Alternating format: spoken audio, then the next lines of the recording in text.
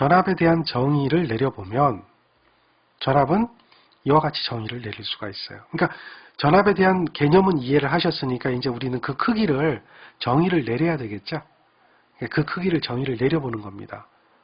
정의는 어떻게 내리느냐? 우리가 전류가 흐른다라고 했을 때는 기본적으로 같이 따라오는 게 있어요. 에너지의 생성입니다. 그러니까 에너지가 흡수되기도 하고 또는 에너지가 생성되기도 하는데 일반적으로 에너지가 생성되거든요. 에너지가 만들어진다. 에너지라고 하는 것은 일이라고 하는 개념이 됩니다. 일. 우리는 이제 일이라고 하는 개념을 아셔야 돼요. 일은 요게 일입니다. 에너지.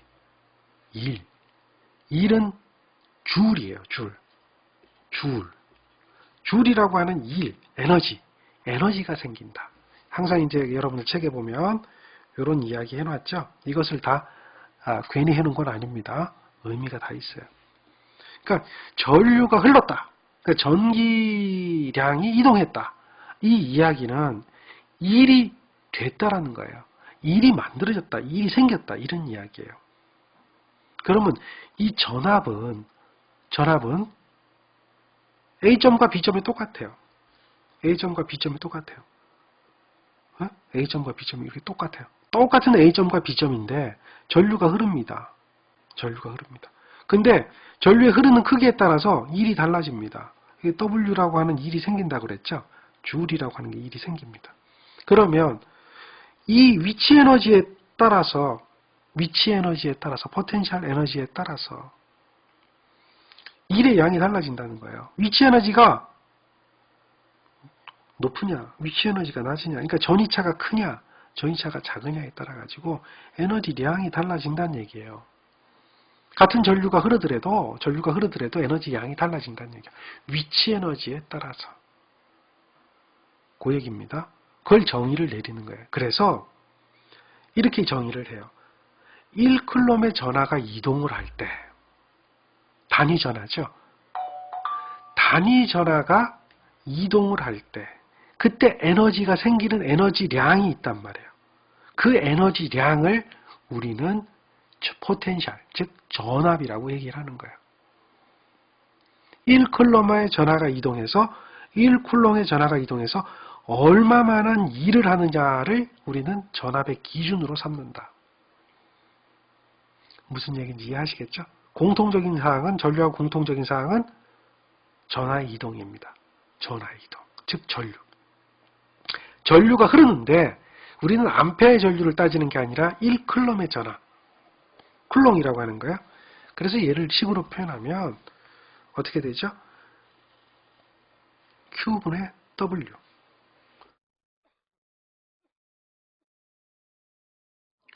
Q분의 W. 이건 뭐예요? 쿨롱당, 요 이제 항상 기준이에요. 기준 쿨롱당 이동한, 발생한 에너지. 이렇게 보면 되겠죠. 쿨롱당, 단위 전하당 발생한 에너지. 그게 전압입니다. 전압에 대한 식을 보면, 식은 어떻게 돼요? W는 줄, Q는 쿨롱. 이 줄 퍼 쿨롱이 뭐예요? 볼트하고 똑같다라고 우리는 알 수가 있습니다. 그리고 이항하면 똑같아요. Q를 이항하면 이렇게 놓죠. 이 얘기는 뭐예요? 에너지, 줄이라고 하는 이 에너지는, 일이라고 하는 것은 쿨롱 볼트, 쿨롱에다가 볼트를 곱해준 거와 같은 단위다라고 하는 것도 우리는 알 수가 있습니다. 자, 식을 기억하세요. W equal QV, W equal QV, Q equal IT. 이 식은 많이 씁니다. Q equal IT. 자, W equal 어떻게 돼요? QV. W equal QV. 그럼 어떻게 되죠? 여기 W는 어떻게 돼요? I, T, V죠. 이렇게 놓을 수가 있죠. 즉, W equal V, I, T를 곱해준 거하고 똑같습니다. 즉, 에너지 줄이라고 하는 것은 전압에다 전류에다 시간을 곱해주면 에너지가 된다. 이 식도 의미 있는 거예요. 의미 있는 식이에요. 에너지, 우리가 이제 전기 에너지, 에너지 1이라고 얘기하잖아요. 전기 에너지라고 하는 것은 어떻게 되죠? 그대로 대입하잖아요. 그러니까 VIT 단위예요. 전압의 전류의 시간을 곱해주면 그게 에너지 1이 된다라고 하는 거죠. 얘가 뭐야? 줄입니다. 줄. 개념이 잡힙니까? 자, 그런 개념을 잡으세요. 요거를 똑같은 거예요. 미분된 식으로 표현하고 양변을 인테그랄 해주면 W라고 하는 것은 이렇게 적분식으로 표현한다. 똑같은 거예요. 앞에서 우리가 전류를 이와 같이 표현했듯이 전압도 동일하게 그냥 표현하는 것 뿐입니다. 여기는 뭐 특별하게 이런 것 가지고는 문제화 되는 건 별로 없어요. 그래서 그 개념만 좀 알고 계시면 되죠. 우리가 알아야 되는 첫 번째 식은 뭐다? 전압의 정의, 전류의 정의에서 전류의 정의와 전압의 정의, 이 두 가지를 기억해야 된다. 이해되겠습니까? 어떤 두 지점 간에 단위 전하가 이동했을 때 단위 줄에 일을 했다면 그 두 지점 사이에는 단위 전압이 존재한다. 단위 전압이라고 하는 것은 1V라는 얘기죠. 즉 1V란 1쿨롬의 전하가 이동해서 1줄에 일을 할 때의 값을 말한다. 이렇게 우리는 알 수가 있습니다. 자, 그런데 여기서 이제 우리는 전압과 전류의 공통적인 요소를 찾아낼 수가 있습니다. 전압과 전류의 공통적인 요소를 찾아내봤는데 그 공통적인 요소는 바로 뭡니까? 전기량이라고 하는 공통 요소를 찾아냈습니다. 그러면 결국은 전압과 전류는 우리가 관계가 반드시 존재할 수밖에 없다라는 것을 알 수가 있습니다. 맞습니까? 전압과 전류는 반드시 어떤 관계가 있을 것이다 라고 하는 거죠. 그 관계를 이야기해 주는 사람이 누구냐? 이 오음이라고 하는 사람이 그 관계를 이야기를 해줍니다. 오음의 법칙이죠. 오음의 법칙.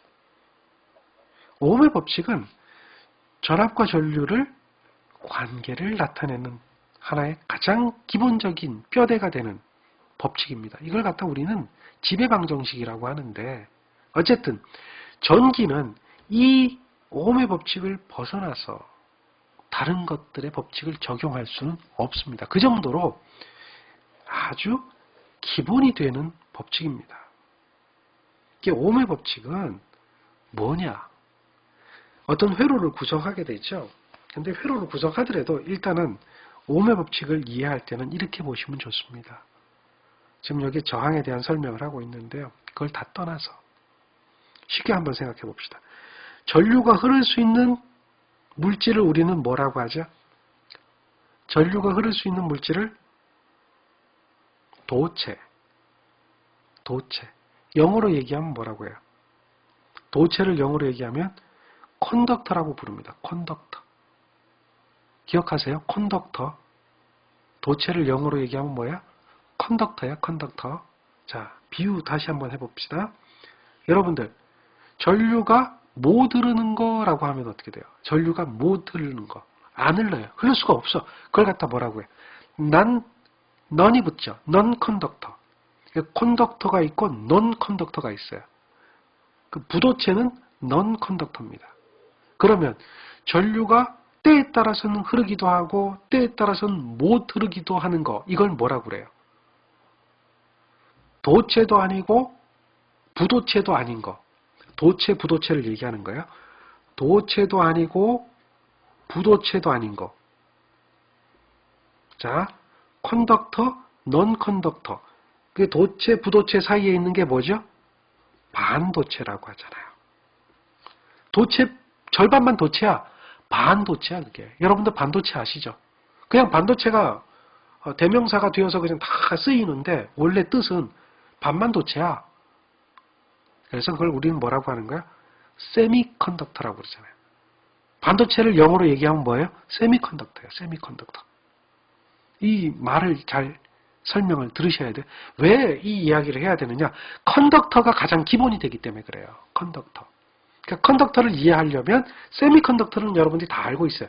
컨덕터는 처음 들어봤어요. 뭐 이렇게 얘기할 수 있지만 세미컨덕터는 처음 들어본 사람은 별로 없을 거예요. 그냥 반도체 많이 들어봤어. 뭐 그런 상황이기 때문에. 그렇죠. 그 세미컨덕터. 자, 일단은 컨덕터가 여기 있어요. 컨덕터가. 근데 컨덕터의 종류는 되게 많죠. 쉽게 얘기하면 철도 컨덕터고, 구리도 컨덕터고, 알루미늄도 컨덕터고, 금도 컨덕터고, 은도 컨덕터죠. 그렇죠. 자, 컨덕터가 있어요. 자, 컨덕터에 전류의 흐름을 측정할 수 있는 계기를 설치합니다. 이걸 갖다 우리는 전류계라고 그래요. 전류계. 전류계는 직렬로 연결하죠. 그 다음에 컨덕터에 걸리는 전압이 얼마나 걸리느냐, 이것을 측정하기 위해서 전압계를 연결합니다. 얘는 뭐예요? 도체입니다. 도체. 도체입니다. 자, 이렇게 측정해요. 그러면 잘 보세요. 여기다가 이렇게 놓고 나서 무엇을 연결하느냐? 전압을 공급을 하는데 가변 전압을 공급합니다. 가변 전압. 가변 전압은 화살표로 그래요. 화살표로. 전압을 0V부터 서서히 전압을 증가시키겠다는 얘기죠. 자, 지금 이 기호는 배터리 기호입니다. 배터리 기호. 저기 그 직류 배터리라고 하죠. 배터리 기호입니다. 자, 전압을 서서히 증가시키니까 얘도 0에서부터 올라가고 얘도 0에서부터 이렇게 올라가겠죠. 올라가겠죠. 그거를 그래프로 표시해 봅니다. 그래프로 이렇게 표시해 봅니다. 얘는 전압의 측정치하고 얘는 전류의 측정치입니다. 그래프로 표시해 보니까 여기에 도체 A라고 하는 도체를 연결했어요. A는 금이 되는지 은이 되는지 난 뭔지 몰라요. 근데 조건은 크기가 같고요. 즉 다시 말해서 면적과 길이 이것이 똑같다는 거예요. 형태까지 같은 거예요. 크기, 형태 이것들이 다 같아요. 다른 것은 뭐만 다르냐? 재질만 달라요. 재질이 다른 도체 A를 연결하고 측정했더니 도체 A는 이와 같은 점들을 일으키면서 곡선을 나타냈다. 그래서 이번에는 도체를 바꿉니다. 바꿔서 이번에는 다른 도체, 즉 금에서 구리로 바꿨다 이거야. 그러면 어떻게 되겠느냐? 예를 든 거예요. 그냥 뭐 의미는 없어요. 그랬더니 이러한 그래프가 나타나서 이번에는 C로 바꿨더니 이러한 그래프가 나타나고 D로 바꿨더니 이러한 그래프가 나타나고 이렇게 되더라는 거예요. 이러한 결과를 얻어냈더라. 오음의 법칙입니다. 이게.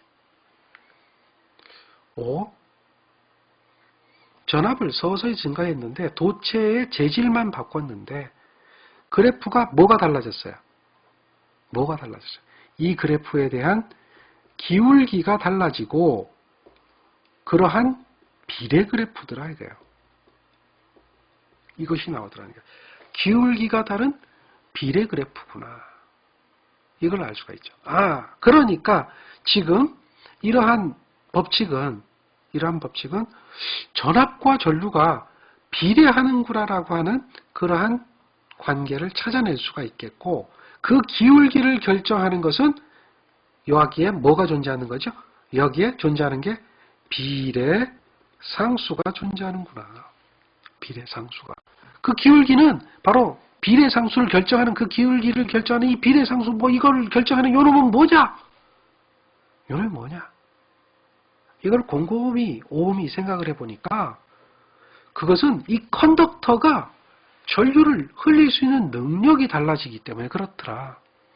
A라는 컨덕터하고 B라는 컨덕터하고 C라는 컨덕터하고 D라는 컨덕터가 각기 크기도 같고 그러니까 면적과 길이가 같더라도 재질이 달라지면은 그 재질에 따라서 전류를 흘릴 수 있는 그 능력이 다르기 때문에 그렇구나. 그러니까 어떤 것은 전류를 잘 흘릴 수 있겠고 어떤 것은 전류를 잘 못 흘리고 이런 것이 나타나기 때문에 그렇더라. 이게 오음의 법칙이에요. 그럼 그게 뭐냐? 전류를 흘릴 수 있는 능력. 그거를 우리는 컨덕턴스라고 해요. 전류를 흘릴 수 있는 능력을 컨덕턴스라고 그래요. 컨덕턴스 G라고 얘기하고 얘를 컨덕턴스라고 해요. 얘는 전류를 흘릴 수 있는 능력이에요. 그래서 그걸 뭐라고 얘기하냐면 지멘스라고 얘기를 하는데, 근데 오음은 이거 비례상수잖아. 비례상수를 가만히 생각해 보니까 컨덕터로 표시할 수도 있고, 또 이 그래프대로 얘기하면 이거는 컨덕터하고 반대되는 개념으로 표시가 되더라는 거죠. 그 컨덕터하고 반대되는 개념이 그럼 뭐냐? 그래프상을 이제 우리가 수학적으로 표현하려고 하니까 얘 개념하고 반대되는 개념이 뭐냐라고 하니까, 그러면 전류를 못 흐르는 흐름을 방해하는, 못 흐르게 하는 이러한 성분이 존재하긴 하는데 그게 다르더라 라고 해서 그것을 우리는 뭐라고 얘기를 했느냐, 레지스탄스라고 얘기를 한 거예요. 그러니까 이 각기 도체가 가지고 있는 이 레지스탄스 때문에 결국은 그래프가 달라지더라, 이렇게 정의가 내려지는 거죠. 그래서 오음이 바로 이러한 전류의 흐름을 방해하는 성분이라고 하는 것이 존재하게 되는데, 그 방해한다는 개념이 저항한다라는 개념이거든요. 그러니까 레지스탄스 한다라고 하는 거죠. 그러한 개념이 존재하기 때문에 결국은 저항이라고 하는 성분이 존재하게 되는구나 라고 해서 V는 비례상수 저항의 전류 I를 곱한 것이 오음의 법칙이 된다, 이렇게 이야기를 하는 겁니다. 그래서 그 저항을 레지스탄스의 첫 글자를 R이라고 해서 저항의 기호를 쓰는 거고, 그리고 전류의 흐름을 방해하니까 이렇게 지그재그 이렇게 방해하는 성분으로 표시하는 거죠. 이렇게 해서 그 기호로 삼고, 이거의 단위는 이 오음에 대한 업적을 기리기 위해서 단위를 오음이라고 씁니다. 오음이라고 하는데 이걸 그 로마자 오메가를 써서 읽을 때 오음이라고 읽는 겁니다. 그러면 이제 컨덕터하고 반대되는 개념이잖아요. 그러니까 저항을 R이라고 하잖아요. 얘 저항이죠. 그러면 G는 얘는 컨덕터죠.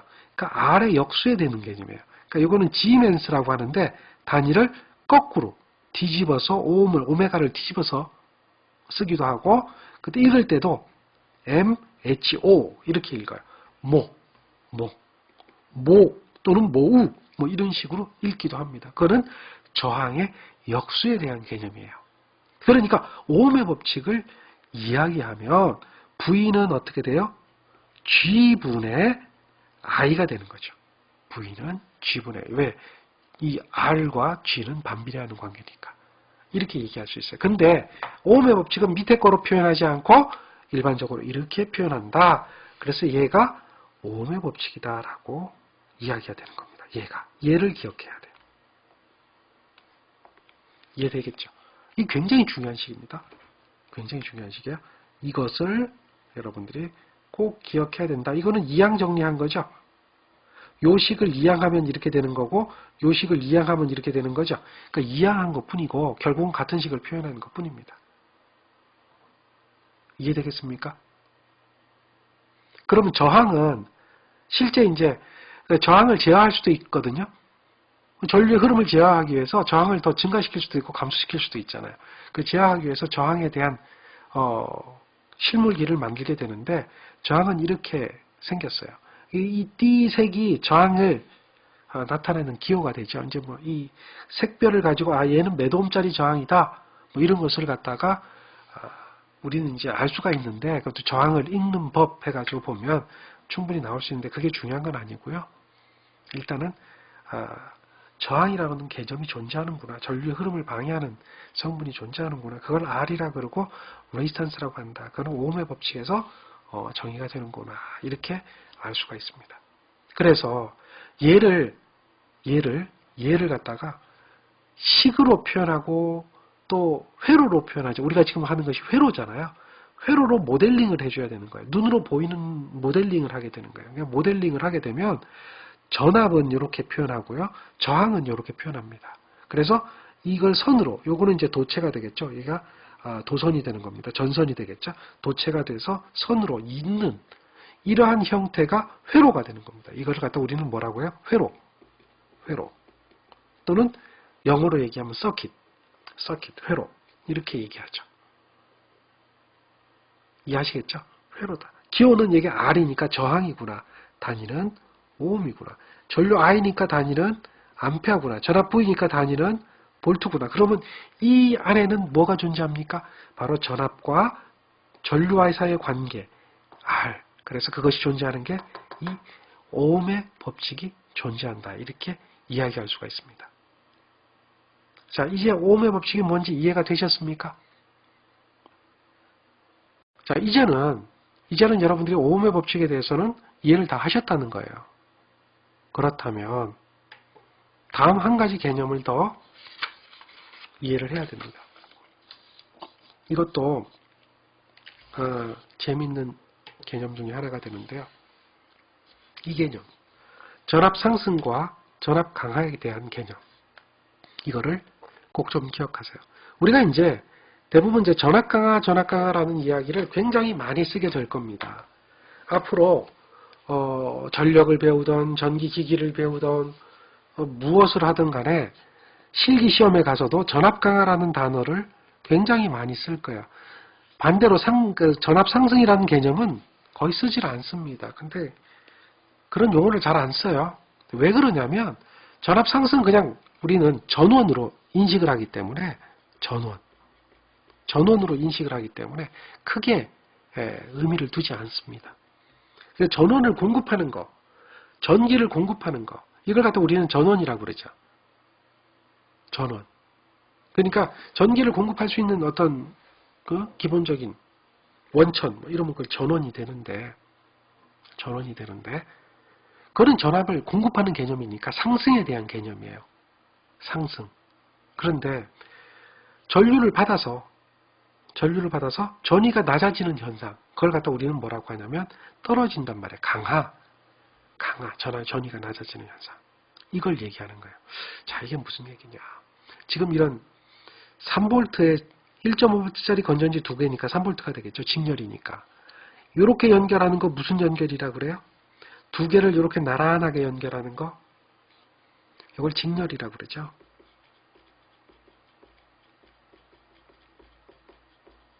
직렬 연결 아셔야 돼요. 직렬 연결과 반대되는 개념이 무슨 연결이죠?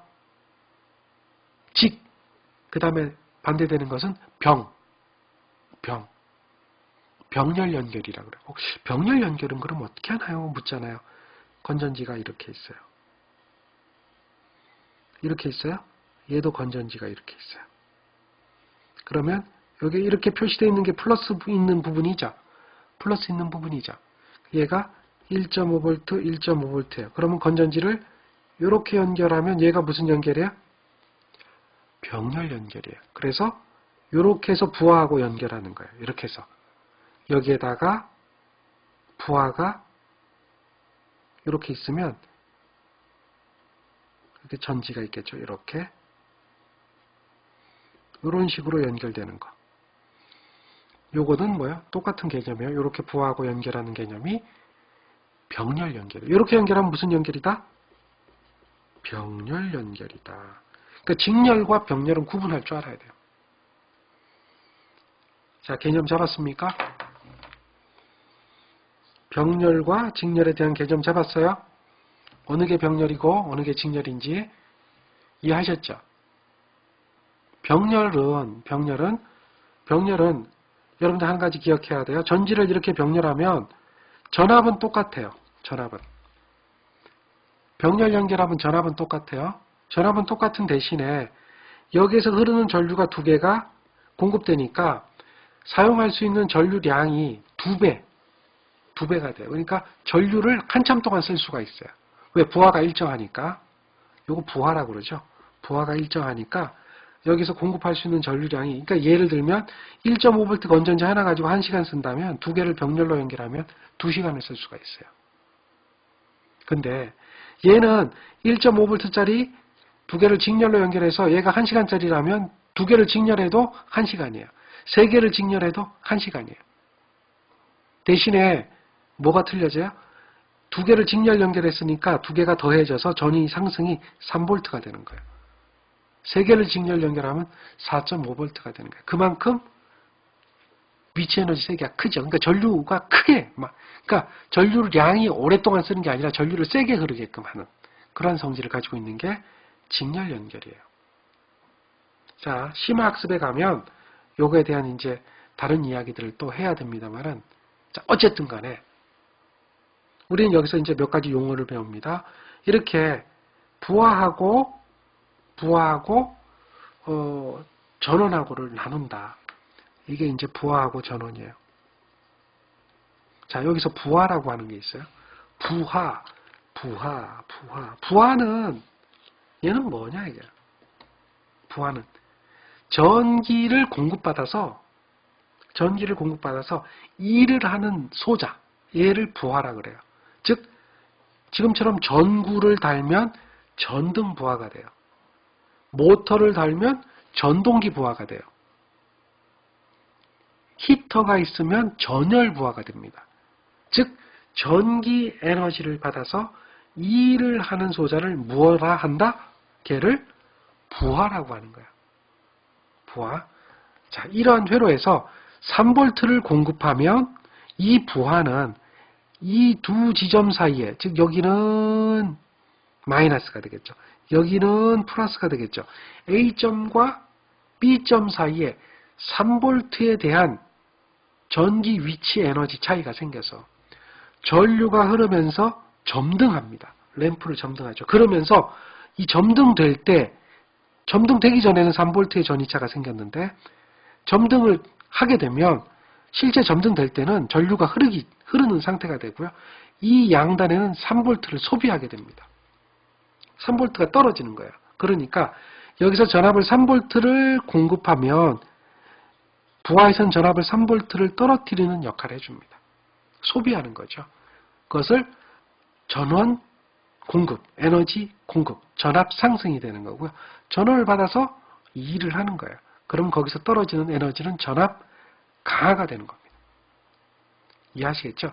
여기서 전압을 1.5V 공급하면 여기서는 1.5V 강화시키는 거죠. 전압을 강화시킨다. 전압 강화에 대한 개념, 이걸 기억하세요. 전압 공급과 전압 상승이라고 하는 거죠. 그 다음에 전압 강화.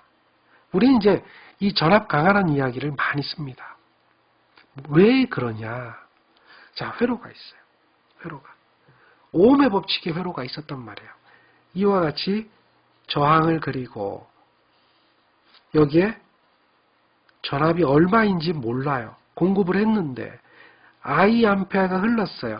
R이라면 전압 공급은 얼마인지 모르지만 여기에서 떨어지는 뭘 알 수가 있어요? 전압 강화를 알 수가 있어요. 전압 강화는 얼마가 떨어질까요? 오음의 법칙에서 이거 두 개 곱하면 뭐가 된다고 그랬어요? V가 된다고 그랬죠. R, I만큼의 전압 강화가 생기는 거죠. 그 전압 강화가 결국은 뭐하고 똑같아요?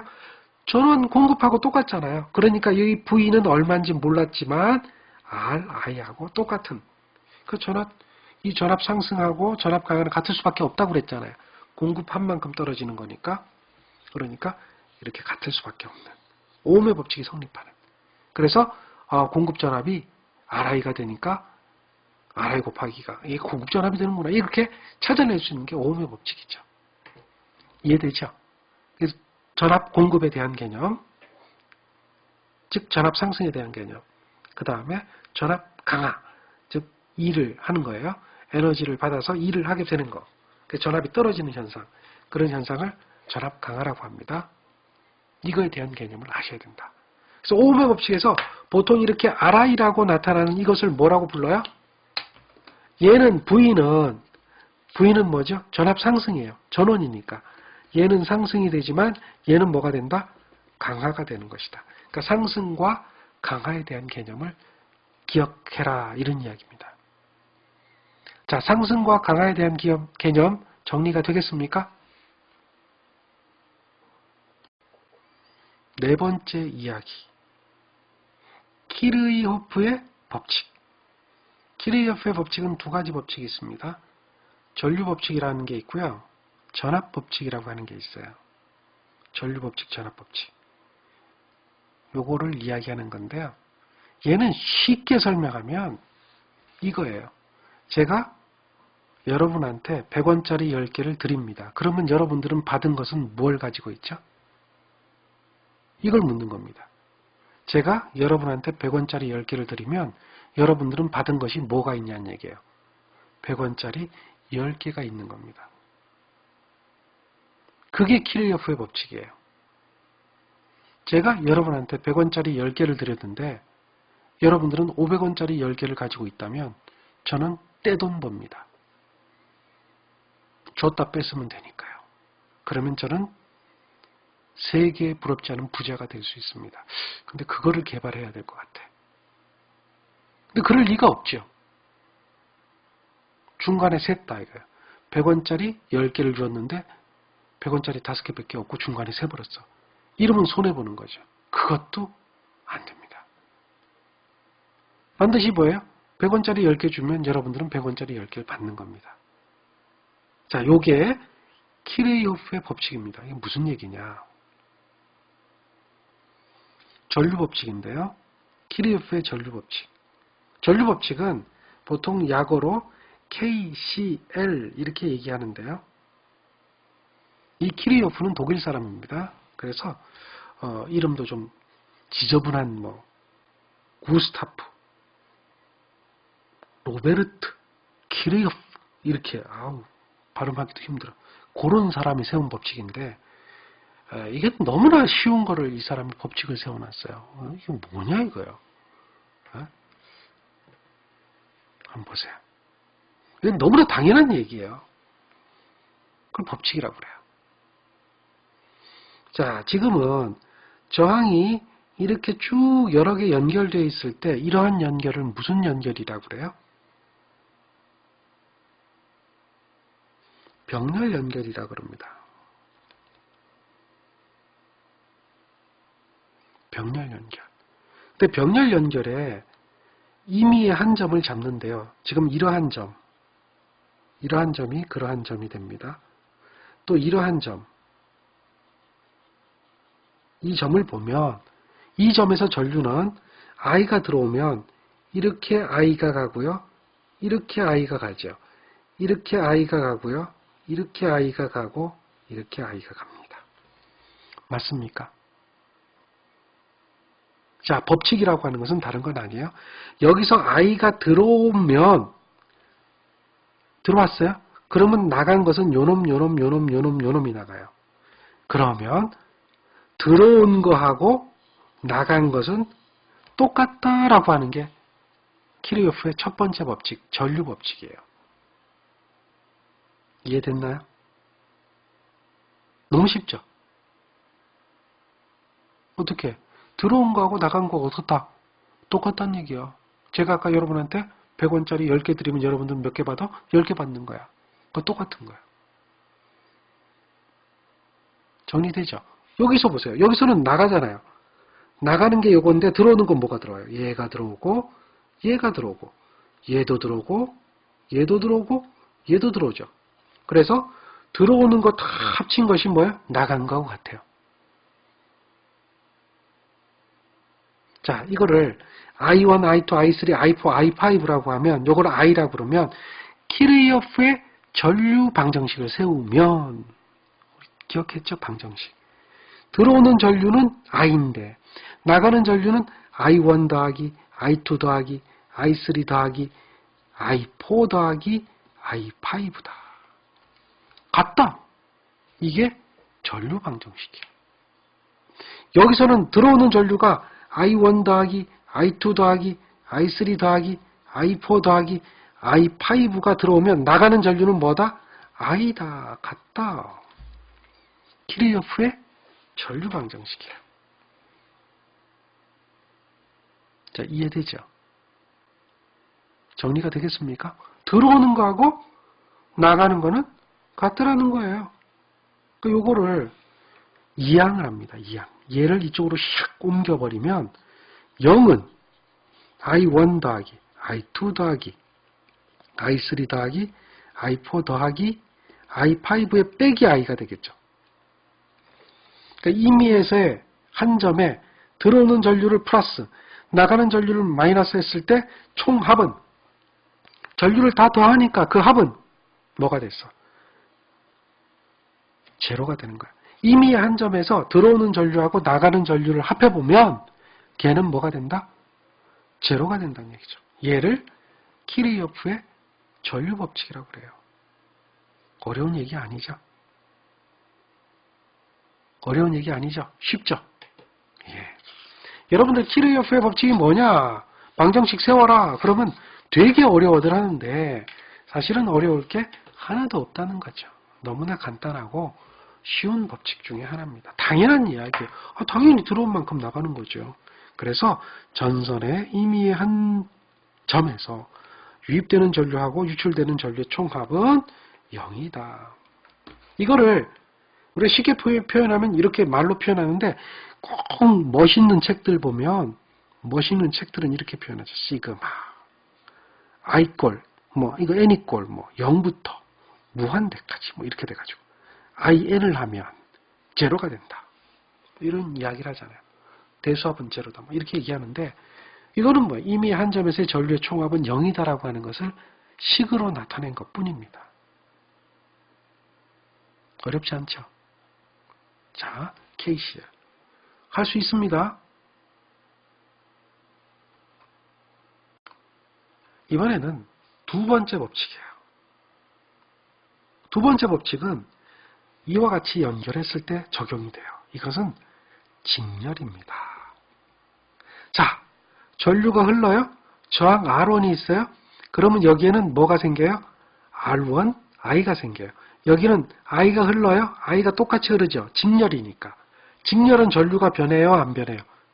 흐를 수 있는 길이 하나밖에 없으니까 어느 지점에서나 들어오는 전류, 나가는 전류 같을 거죠. 그러니까 여기서도 I가 들어오면 I가 나가겠죠.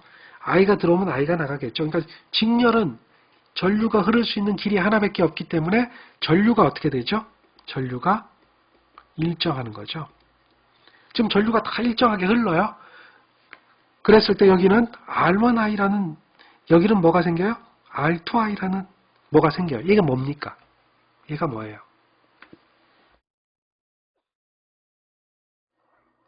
얘가 뭐죠? 답이 나와야 되는데.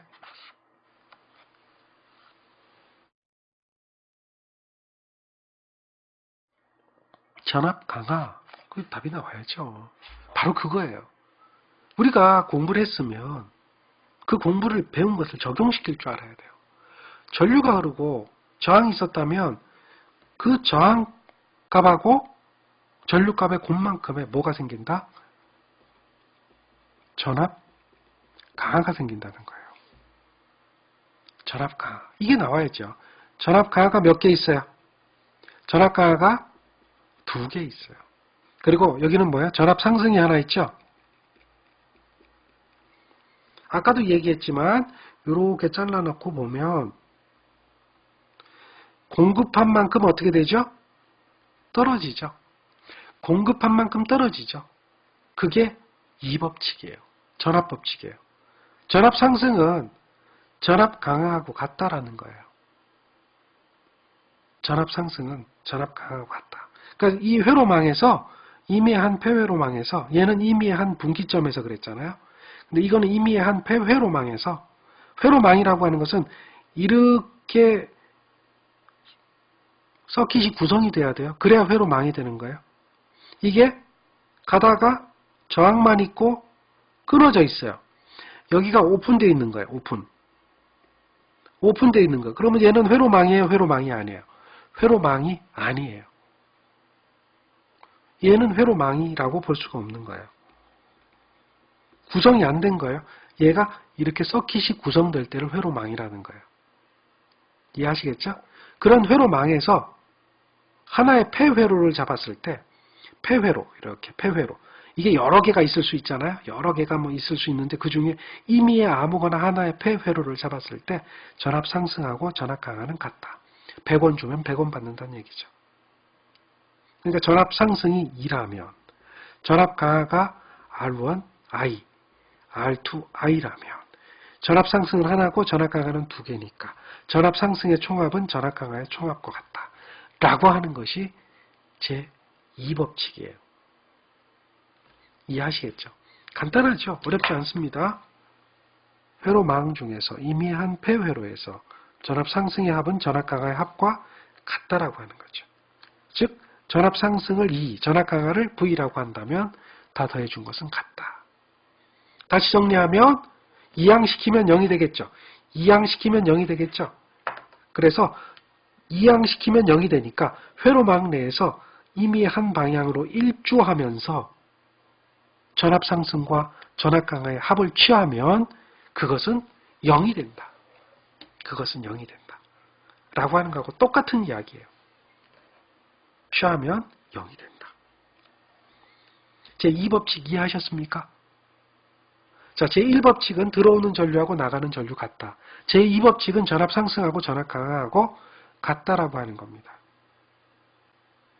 따라서 이러한 제1법칙과 제2법칙, 오음의 법칙이 바로 회로망을 해석하는데 가장 기본이 되고 회로망을 해석하는데 가장 중요하고 또 가장 많이 써먹는 그러한 이론 중에 하나입니다. 따라서 이 법칙 두 가지밖에 안 돼요. 오음 하나, 킬로이오프 하나죠. 두 가지. 그 두 가지를 물론 이제 뭐 전류법칙, 전압법칙 나눠지기도 합니다만 두 가지로 보는 겁니다. 그것만큼은 여러분들이 반드시 이해하고 있어야 합니다. 정리되겠습니까? 자, 정리하셨죠? 좋습니다. 오늘 수업은 여기까지 진행하겠습니다. 다음 시간에는 이것들에 대한 예제를 풀어보겠습니다. 수고하셨습니다.